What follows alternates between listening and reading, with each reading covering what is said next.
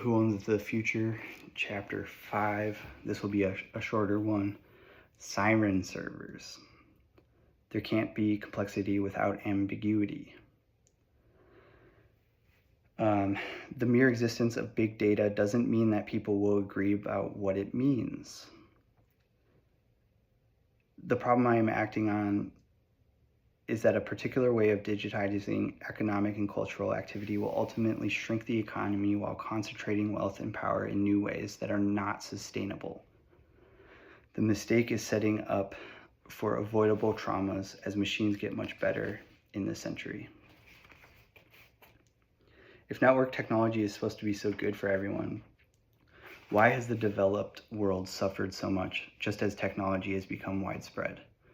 Why has there been so much economic pain at once all over the developed world, just as computer networking dug into every aspect of human activity in the early 21st century? There's a number of different explanations for the Great Recession that can be helpful. But we'll look at, there's a simple answer to the mystery. Finance got networked in the wrong way. The big kinds of computation that have made certain other industries like music efficient from a particular point of view were applied to finance, and that broke finance. It made finance stupid. So a first pass at defining a siren server is an elite computer or coordinated collection of computers on a network. It is characterized by narcissism, hyper-amplified risk aversion, and extreme information asymmetry. All of those are things to explore, but I'm really particularly interested in hyper-amplified risk aversion. This has to do with stuff that was mentioned in Chapter 4, where risk aversion really affects like the credit system and loans, ultimately hurting average people. It is the winner of an all-or-nothing contest, and it inflicts small all-or-nothing contests on those who interact with it. Siren servers gather data from the network, often without having to pay for it. The data is analyzed using the most powerful available computers run by the very best available technical people. The results of the analysis are kept secret, but are used to manipulate the rest of the world to advantage. That plan will always eventually backfire because the rest of the world cannot indefinitely absorb the increased risk, cost, and waste dispersed by a siren server. Homer sternly warned sailors not to succumb to the call of the sirens, and yet was entirely complacent about Hephaestus's golden female robots. But sirens might even more dangerous in inorganic form, because it is then that we are really most looking at ourselves in disguise. It is not the siren who harms the sailor, but the sailor's inability to think straight. So it is with us and our machines. Siren servers are fated by their nature to sow illusions. They are cousins to another seductive literary creature, star of the famous thought experiment known as Maxwell's Demon. And okay, let me just pause here to zoom out here on this, because I think he kind of coined the term siren servers, and I like that he did this in this like poetic, metaphorical way, using ancient text and some philosophy here.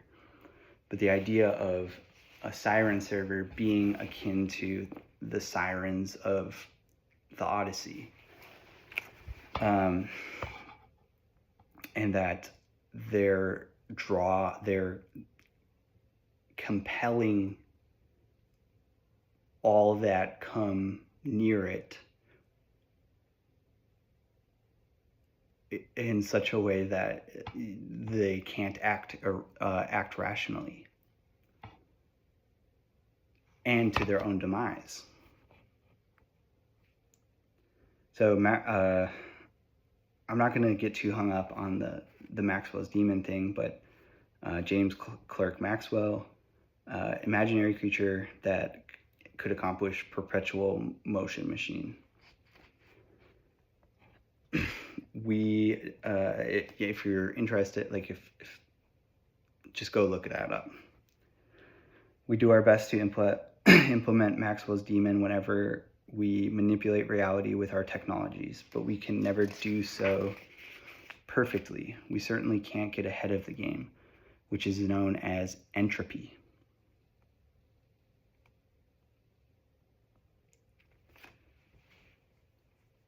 Where sirens beckon. Some of the prominent present-day siren servers include high-tech finance schemes like high-frequency trading or derivatives funds, fashionable Silicon Valley consumer-facing businesses like search or social networking, modern insurance, modern intelligence agencies, and a multitude of other examples.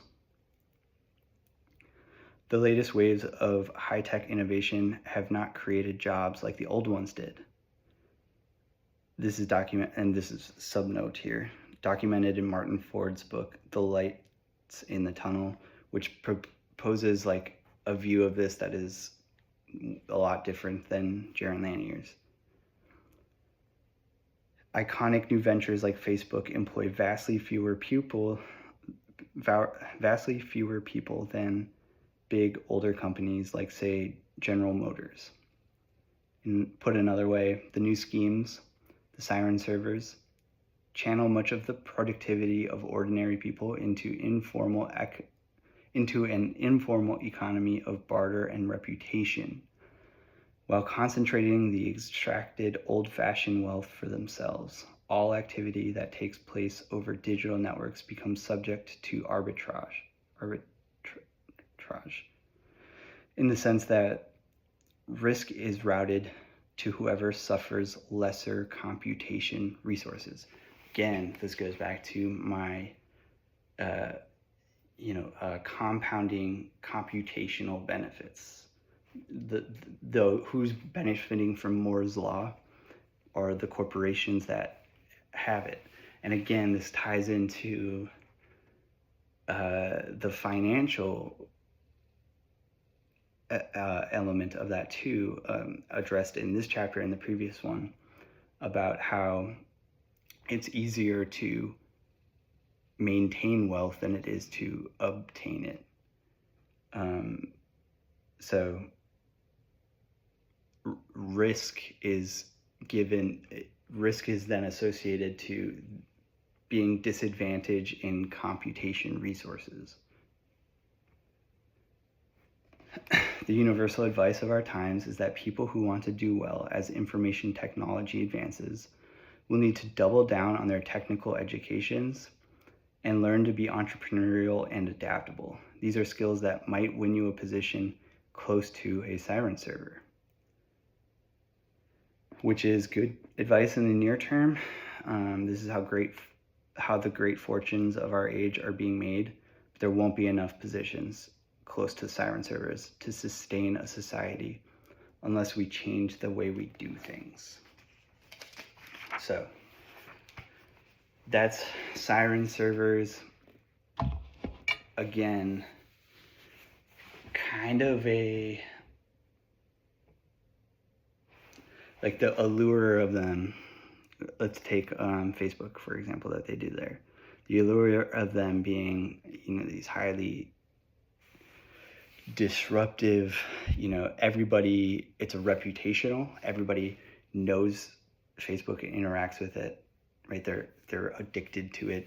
And in a weird, the employment at Facebook is reputationally good, but that computational resource eliminates the need for a lot of people, so they're not hiring that many people. So it's a consolidation of wealth and power, and it's moving toward a singularity. Eventually, the Siren server that has the ultimate, computational benefit, it's like the ultimate monopoly. It would be bigger than being a king, because you would have all of the data. You would have control over everything and everybody.